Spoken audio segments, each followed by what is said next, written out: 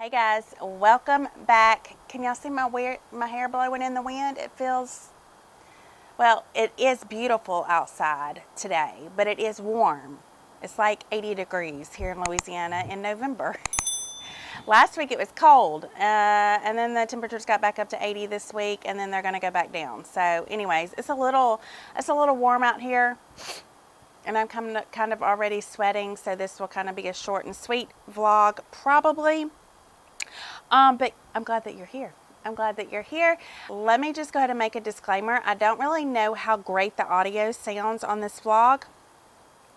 Let me tell you why.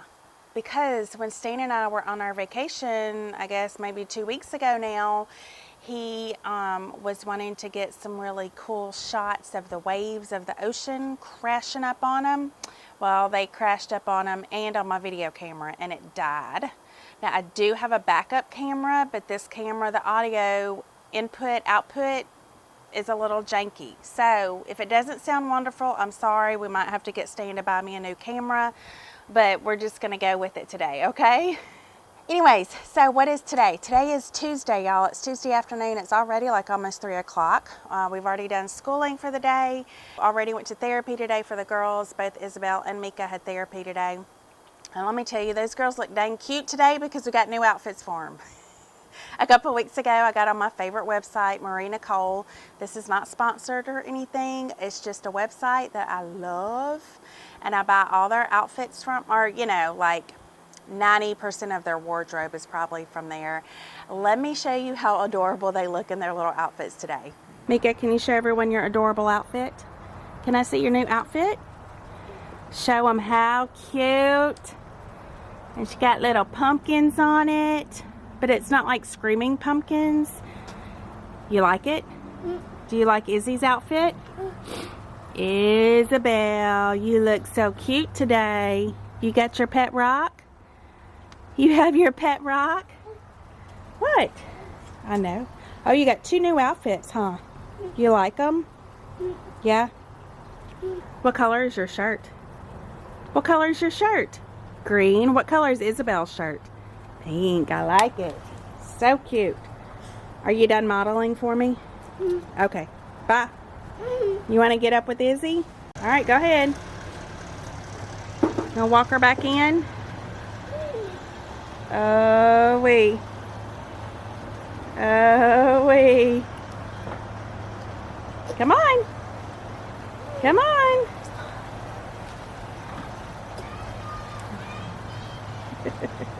Aren't they adorable? They're so dang cute. Y'all, their clothing is so affordable. If you're needing like matching pajamas for the holidays, you want a Thanksgiving outfit, Christmas outfits, or just everyday outfits, I'm telling you, they're so affordable. I don't think I've paid more than $20 or $22 for the whole outfit. They're always running sales, but I'm going to leave a link in the description box below and a code. I think it's THEFELTSFAMILY, and it gets you an additional 10% off. Like I said, this is not a sponsorship. It's just I have a very small discount code that will help you out and get your kids some really cute clothing. So anyways, just wanted to share that with you. Okay, let's see what else can we chit chat about. Y'all know that we just got back from our 25th wedding anniversary trip. We got back a week and a half ago. And can I just say, it takes me forever to recover from vacation. And I really hate that. I really hate coming home and for days on end, I'm like, I'm just so tired. I'm just so tired from vacationing, right? I sound like a spoiled brat. But honestly, last week, I was so sluggish. And I know Stan gave me my testosterone shot, but I'm like, maybe, like, did I take it? But I did take it. But that's how tired I was, just exhausted.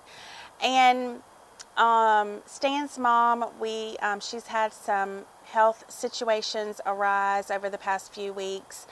We do think that she had a stroke. And so we came back to immediately needing to kind of manage that situation.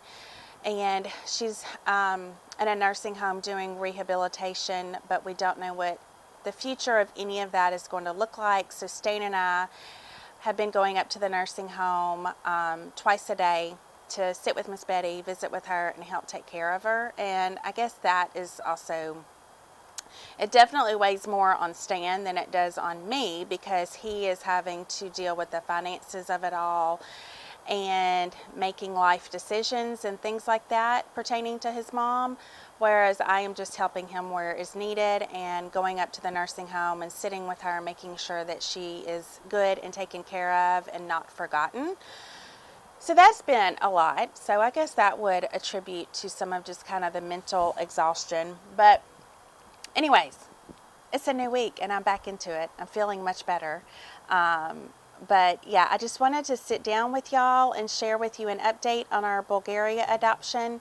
I guess we've been pretty quiet about this adoption just because the process has been slow, moving at a snail's pace, which is very frustrating, and it's not something that we're used to. But we finally have completed a big step in the process, and so I just wanted to update you on it. So y'all, it has been almost a year since we have started this Bulgaria adoption. It has flown by, because it was late November when we decided to start this adoption process. If you don't know, we're also in the middle of a adoption process in China. We've been waiting 3.5 years for them to reopen after COVID, and we're just still stuck waiting. So, you know, our heart's desire is to give orphans a home. And so we decided to start an adoption process in Bulgaria while we wait for our little girl in China to come home. So this doesn't in any way, shape, or form affect our adoption in China. It's just another adoption that we're pursuing. And so, yeah, we haven't spoken about it just tons because things have just been moving so slowly. We got our home study done really quickly. It took us forever to get immigration approval. USCIS is just very slow moving these days, so that took like 3 or 4 months to get, and you know, we couldn't pursue anything else in the process until we got that approval. So then we were getting ready, you know, putting our dossier together, which is another big compilation of documents after documents. And we had just minor hiccups with that. Just, you know, this form wasn't filled out right, or this isn't on the new updated form, so I need you and your doctors to, you know, fill out this form again, get it notarized, get it authenticated at state level. Just stupid stuff. I'll be honest with you, stupid stuff that just was slowing us down. But finally, praise the Lord, about three weeks ago, our dossier was officially registered with Bulgaria. Everything was approved, completed, done. So excited. So now we're just waiting for a referral, which means we have not identified a child on our own. And so what we're going to do now is just wait for the powers that be in Bulgaria to kind of look at what we're open to as far as a child, and they will match it, or they will send over like a child's file with pictures and medical reports, and they'll ask if we would like to accept that referral. We can say yes or no. We won't get punished for saying no, and I pray that the Lord will grant my prayer request in that area, that whoever is presented to us the first time will be our child. I never want to have to say no to a child. But you know, sometimes the Lord takes us down some of those icky situations for a purpose and a reason. I just hope this isn't one of them. That's my biggest fear, my biggest concern.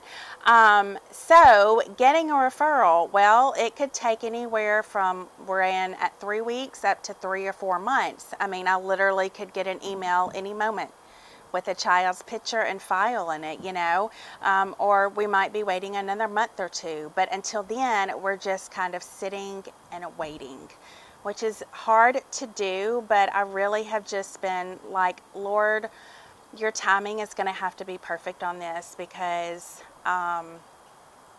you know, there's just so much more at stake and so many more factors that Stan and I are having to manage and weigh our fourth adoption in that we didn't really have to look at in our first adoption with Michaela. And it's kind of new territory, and it makes me really scared with, you know, just everything, quite honestly, just everything. Stan, you know, throughout this whole adoption process, he's all for it. You know, we both were on board. It didn't take me nor him convincing each other to say yes to this Bulgaria adoption. But, you know, it's really hard to move forward with another adoption when you've got a child stuck in another country that you claim as your own. For 3.5 years, we've spoken of Lily Grace as if she's our own already. And so it's very hard to move forward when part of your heart is stuck back here, right? Does that make sense? So I know that plays a huge part on just the emotional journey and the mental journey through this fourth adoption process. I know that plays a part for Stan. Every time I mention the Bulgaria adoption, he's like, I just want to bring Lily Grace home. I just, you know, our main priority is bringing Lily Grace home. I'm like, yes, it absolutely is. And I'm trusting that God is going to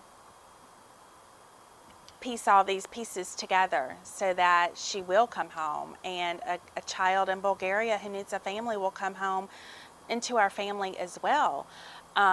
So that's where his heart is, and that's where my heart is. And I think that's, you know, your heart's kind of ripped into two different places.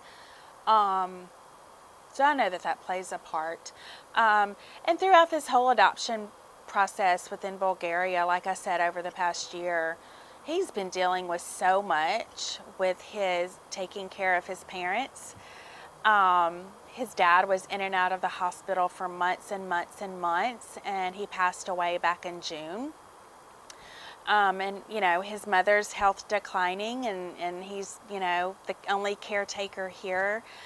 His sister lives in North Carolina, and she comes in as much as possible, and they're on the phone together every single day, and she's helping from afar.